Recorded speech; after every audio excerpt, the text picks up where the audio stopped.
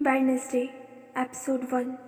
Series की शुरुआत में हमें एक लड़की को दिखाया जाता है, वेडनेसडे, हमारी मेन लीड, जो बाकी सबसे बड़ी डिफरेंट है। वो लॉकर के पास पहुंचकर जब उसे खोलती है तो उसे उसका भाई वहां बंधा मिलता है। उसके साथ ऐसा करने वाले लड़कों का नाम उसे नहीं पता था, बट जैसे ही वो उसे अनटाई करती है उसे एक विजन आता है और लड़कों के बारे में पता चल जाता है। बदला लेने के लिए वो पुल में पिराना मछली डाल देती है, जिससे एक स्टूडेंट पर पिराना हमला कर देती है और उसकी इस हरकत के कारण उसे स्कूल से एक्सपेल कर देते हैं। नेक्स्ट सीन में हमें उसके पेरेंट्स दिखाए जाते हैं, जो उसे दूसरे स्कूल जिसका नाम नेवरमोर है वहाँ ले जा रहे होते हैं। वेडनेसडे वहाँ नहीं जाना चाहती थी क्योंकि उसकी मदर भी वहीं पड़ी थी और ये कोई नॉर्मल स्कूल नहीं था। यहीं हमें एक आदमी नेवरमोर के जंगल में रुकता दिखाया जाता है, पर हमला हो जाता है और उसे बुरी तरह से मार दिया जाता है। फिर हमें यहाँ के शेरिफ को दिखाया जाता है और हमें पता चलता है ऐसा हमला पहली बार नहीं बल्कि तीसरी बार हुआ है।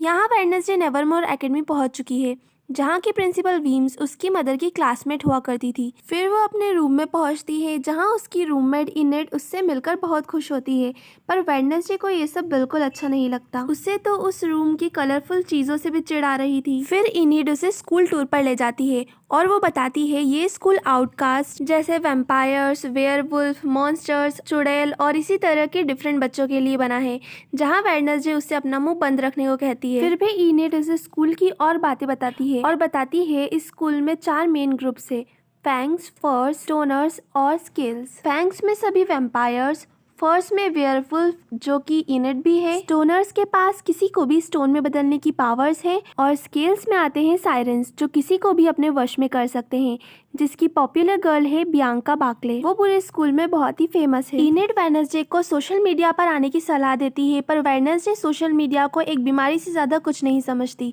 फिर उसके पेरेंट्स उसे गुड बाय कहते हैं।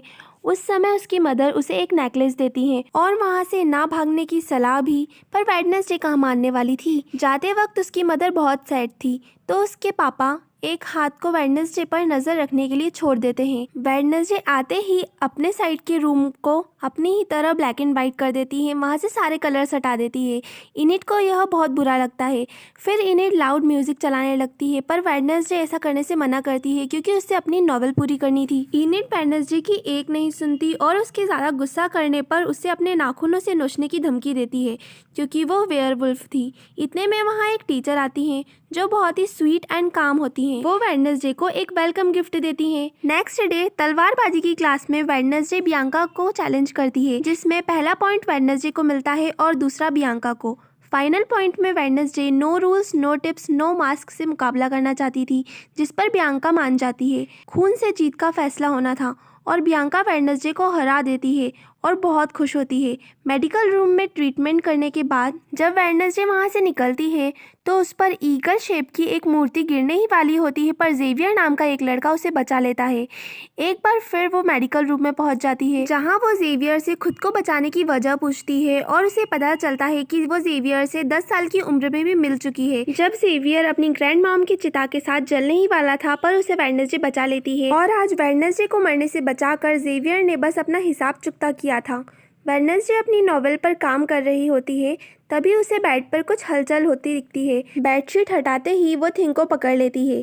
थिंग इसी हाथ का नाम है जो वेडनेसडे के पापा ने यहाँ छोड़ा था। वेडनेसडे थिंग के सामने 2 चॉइस रखती है, या तो वो उसे पूरे सेमेस्टर के लिए ड्रॉर में बंद रखेगी या फिर उससे वफादारी की कसम खानी होगी। थिंग अपनी भलाई वेडनेसडे का साथ देने में समझता है और वो उसके यहाँ से भागने में मदद करने के लिए राजी हो जाता है। नेक्स्ट डे प्रिंसिपल वीम्स उसे थेरेपी सेशन के लिए लाती है, जहाँ कुछ समय के सेशन के बाद वो रेस्ट रूम जाती है और वहाँ से बड़ी ही चालाकी से विंडो से भाग निकलती है।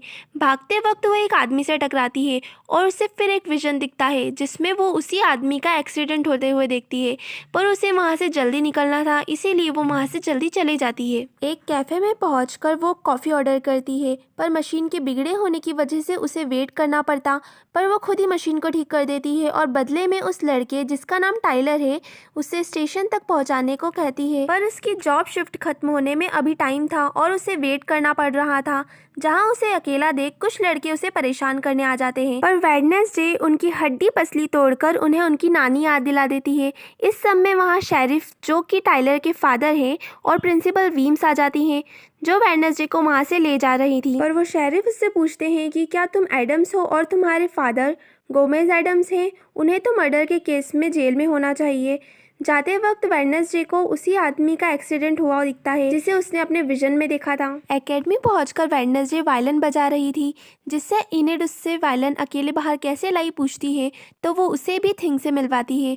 वो फुल मून की नाइट थी, इसलिए सभी वुल्फ्स अपने असली रूप में थे और आवाज़ें कर रहे थे। हमें यहाँ पता चलता है इनिड वेयरवुल्फ तो है, पर अभी भी वो वुल्फ नहीं बन पाती है, जिससे वह उदास हो जाती है और रोने लगती है। उसे रोता देख वेडनेसडे ना रोने को कहती है, जिस पर इनिड उसे कहती है क्या वो आज तक कभी नहीं रोई। वेडनेसडे बताती है जब वो 6 साल की थी तब कुछ लड़कों ने उसके पेट नीरो, जो कि एक स्कॉर्पियन था, उसे कुचल कुचल कर मार डाला। उस दिन के बाद वेडनेसडे कभी नहीं रोई। वेडनेसडे इनिड से उसका कंप्यूटर यूज़ करने को मांगती है। नेक्स्ट सीन में हम टाइलर को देखते हैं, जिसकी खिड़की पर एक दस्तक होती है और ये और कोई नहीं थिंग होता है, जिसे देख टाइलर काफ़ी डर जाता है और उसे मारने की कोशिश करता है, पर थिंग को मार पाना मुश्किल ही नहीं नामुमकिन था। यह समझ आने पर वो चुपचाप चेयर पर बैठ जाता है। थिंग उसे वेडनेसडे को कॉल करने को कहता है। वीडियो कॉल के थ्रू वेडनेसडे एक बार फिर टाइलर से वहाँ से भाग निकलने की हेल्प मांगती है और टाइलर रेडी हो जाता है। नेक्स्ट नाइट हार्वेस्ट फेस्टिवल से वेडनेसडे का वहाँ से भागने का प्लान था, पर प्रिंसिपल वीम्स उस पर नजरें गड़ाए बैठी थी। बड़ी ही चालाकी से वेडनेसडे उनका ध्यान बटाकर वहाँ से निकल जाती है। निकलने से पहले टाइलर वेडनेसडे को उसके फादर गोमेज एडम्स की केस फाइल देता है, जो उसने अपने पापा के ऑफिस से चुराई थी। वो वहाँ से निकल पाते उससे पहले कैफे में अपने दांत तुड़वाने वाले लड़के बदला लेने आ जाते हैं और वेडनेसडे और टाइलर के पीछे पड़ जाते हैं। बचने की कोशिश में वेडनेसडे रोवन से टकरा जाती है और उसे फिर एक विजन दिखता है, जिसमें वो रोवन को मारा जाता देखती है। टाइलर के साथ वहाँ से भाग जाने के बजाय वेडनेसडे रोवन के पीछे उसे बचाने जाती है और जंगल में पहुँच जाती है। वो रोवन से कहती है कि उसकी जान को खतरा है और उसे वहाँ से जल्दी निकल जाना चाहिए, पर रोवन हंसने लगता है और पावर्स की मदद से वेडनेसडे को ट्री के सहारे लटका देता है। वो वेडनेसडे को एक पिक्चर दिखाता है जो रोवन की मदर ने आज से 25 साल पहले ड्रॉ करी थी, क्योंकि उनके पास फ्यूचर देखने की पावर्स थी। उस पिक्चर में वेडनेसडे थी और रोवन कहता है कि वेडनेसडे इस स्कूल को तबाह करने आई है, पर वो ऐसा नहीं होने देगा और उसे खत्म कर देगा। वो ऐसा कुछ कर पाता उससे पहले ही उस पर एक भयानक मॉन्स्टर हमला कर देता है और उसे मार डालता है, बिल्कुल वैसे ही जैसे वेडनेसडे ने अपने विजन में देखा था।